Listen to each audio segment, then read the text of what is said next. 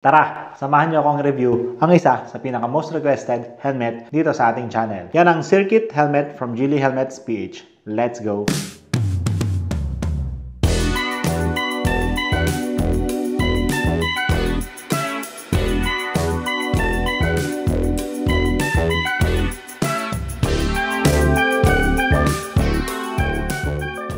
Yon, magandang araw. Welcome po sa Mooncycle. At today, review natin itong Geely Circuit Helmet. Full face dual visor from Geely Helmets. Mapapansin natin sa mga comments, maraming nagpapa-review ng Geely Circuit, no? At tinatanong, ano nga ba yung kaibahan nito from other full face helmets like yung GTS V1, Geely Falcon, at yung iba pa. Compare na rin natin siya sa iba pang full face dual visor helmet sa market. So, sa mga nakapanood na po ng Geely GTS V1 review natin, wala pong masyadong pinagkaiba, no, sa materials na ginamit doon. Same polycarbonate po yung ginamit nila. Magaan din yung helmet. Pero kung mapapansin natin, medyo mas mabigat ng kaunti lang naman po ang Geely Circuit Helmet compared sa Geely GTS V1. Kung bakit? Mamaya papaliwanag natin. No? Meron siyang mga ilang mas malalaking parts dito na naka-apekto ng additional weight sa helmet. Pero to start off, mapapansin natin, dito muna tayo sa kanyang looks and design. Kasi yan ang unang makikita natin sa helmet. Napaka-pogi po ng Geely Circuit. Kung papipiliin po ako kung sino mas pogi sa Circuit at sa GTS V1, dito po ako sa Circuit. Medyo mas gusto ko yung design language niya. Mas malaki yung shell niya. May advantage and disadvantage po yun. Again, GTS V1, mas maliit yung shell. Medyo mas magaan po siya. At mas madali siyang store sa mga compartment natin and sa mga top box. Pero itong Circuit natin, medyo mapapansin natin mas malaki-laki yung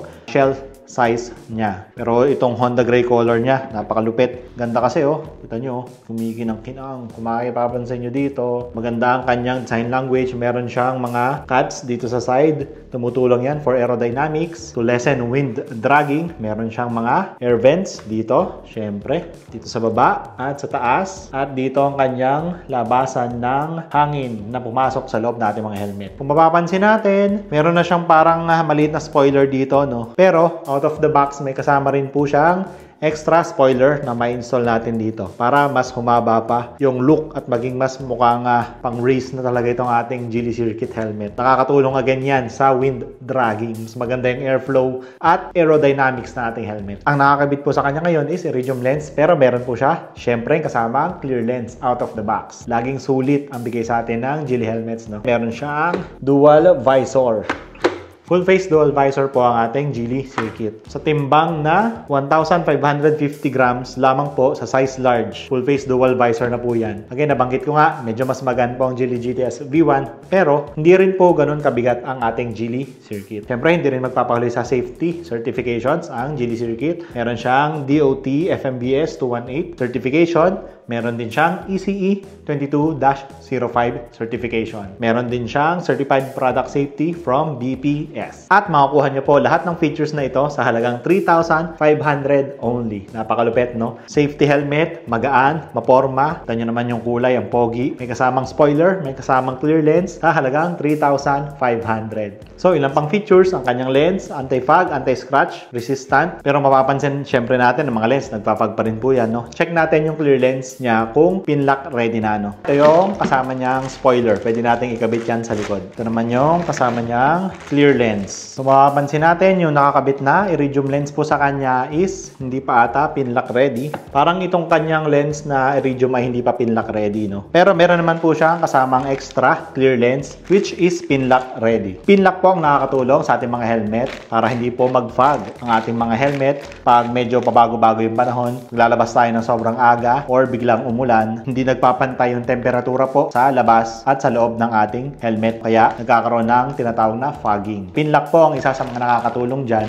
at ang ating clear lens ng Geely Circuit ay pinlock ready na. Pero kung wala po tayong budget pa para sa pinlock at medyo pricey kasi ang ating mga pinlock, no? Available din po sa Mooncycle Dry Plus Clear Defog. Ito po ay i-spray natin sa ating mga helmet, lens, bago tayo bumiyahe. Papatuyin lang natin mga 10 minutes. Then magte-take effect na po yan. Hindi na po magfa-fog yung helmet natin sa buong araw na biyahe natin. Effective po ito. Nagamit na rin po natin yan mga boss. Yun. So, punta naman tayo sa loob ng helmet. Makikita natin meron siya siyang parang nose guard dito. Nakakatulong yan sa wind noise. Eyeglass ready din po ang ating Geely Circuit. At ang isa pong notable difference ng ating Geely Circuit compared sa Geely GTS V1 is yung kapal ng kanyang foam. Kung mapapansin nyo, grabe, kapal ng foam ng Geely Circuit. Nabanggit ko nga kanina, medyo mas mabigat ng kaunti ang ating circuit helmet, no? Yan po ay dahil sa additional foam materials na inilagay ng Geely helmets dito. Talagang kapal ng foam nyo. Usually, mahirap pong ipasok sa entrada ang Geely Circuit. Pero pag naipasok naman na po natin, medyo mas komportable na po yung pakiramdam natin dahil sa kapal ng memory foam na inilagay. Nakakatulong din po yan para hindi masyadong pumasok yung mga hangin sa loob ng ating helmet. Makapal po ang kanyang foam dito sa may neck part at makapal din po itong kanyang protector dito. Napansin lang din natin sa Geely Circuit na ito, wala po siya nung emergency pull tab na meron yung Geely GTS V1. Hindi po natin alam kung bakit tinanggal ni Geely. Sayang, magandang feature yon ng isang helmet, no? Para pag na-aksidente tayo, mas mabilis matanggal yung mga helmets sa mga ulo natin. Sana ibalik ni Geely yon sa mga susunod na iterations ng circuit helmet. Napansin din natin, ang kanyang locking system ay quick release. Adjustable po yan. And padded po ang kanyang quick release. Medyo mas komportable pag inilalak natin sa ating mga leeg. Pero nakakatawa, grabe, sobrang kapal talaga ng foam. Antimicrobial, antibacterial foam po yan, no? Natatanggal po ang foam ng Geely Circuit para from time to time, malalaban naman natin ang mga pads ng ating mga helmet. Again, balik tayo sa styling ng Geely Circuit helmet. Ang pogi niya, ang ganda lang, pagkaka-design. Hindi ganun kalaki yung shell, hindi din naman ganun kaliitan. Saktong-sakto lang. Maganda, maisukat natin to, no? Para makita nyo yung looks niya pag nakasuot na yung helmet sa mga ulo natin. Siyempre, pag mag-helmet po tayo, mas maganda, lagi po tayong nagbabalaklaba para iwas baho yung helmet natin agad. Hindi dediretso yung mga pawis ng mga ulo natin sa mga paddings ng helmet natin. At kung nakita nyo na po yung mga ginagamit na balaklaba ng ilang mga motovloggers or mga nakikita natin sa kalsada, yan po ang tinatawag na Dry Plus Premium Balaklava. Ang maganda po sa Dry Plus, maganda po yung kanyang tela at ang bango. Meron siyang fragrance technology from Burlington. Sister company po ng Dry Plus ang Burlington. Kaya expert na po sila pagdating sa mga paggawa ng mga fabrics like t-shirts, medyas, underwears. Matagal mamaho yung ulo natin at yung helmet natin. So Dry Plus Premium Balaklava, available po yan sa Mooncycle Moto Shop.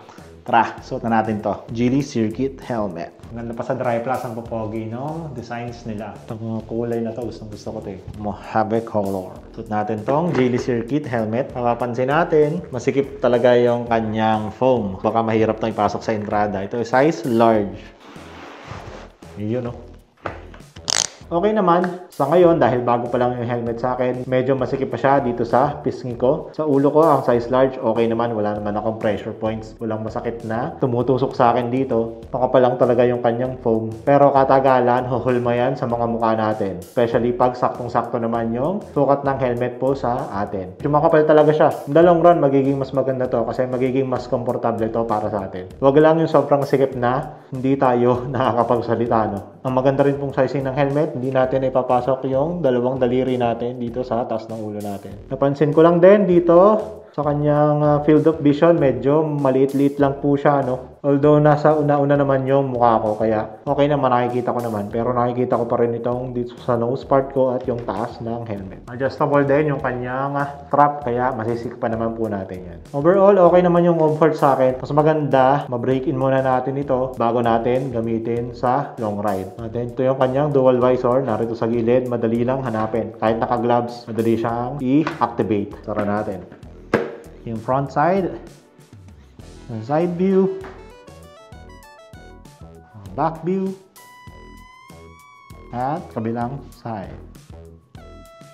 Ayos, magaan lang yung helmet. Tsaka yung sizing niya, saktong-sakto sa akin. Hindi naalog masyado sa ulo ko. Nakasunod talaga kung saan ang paling ko. Maganda ang fitting sa akin ng Geely Circuit Helmet. Kaya sa mga naghahanap ng kanilang next full face dual visor helmet, pwede nyo pong i-check at i-fit itong Geely Circuit Helmet. Available po yan, syempre, sa Mooncycle Moto Shop, no? Visit lang po kayo para mas ma-fit nyo ng mas maayos yung helmet. Makita nyo kung ano yung sizing nyo talaga pagdating sa Geely Circuit at iba pang full face dual visor helmets na available sa shop. Available din po yan sa ating mga online shops. Check nyo lang din po yung description sa baba. Kung gusto nyo naman pong mapanood ang review ng ating Geely GTS V1 para ma-compare nyo dito sa ating Geely Circuit, ito po yung video na ito. At lagi nyo pong tatandaan, stay safe, ride safe. Ako po si Jex. Enjoy the ride.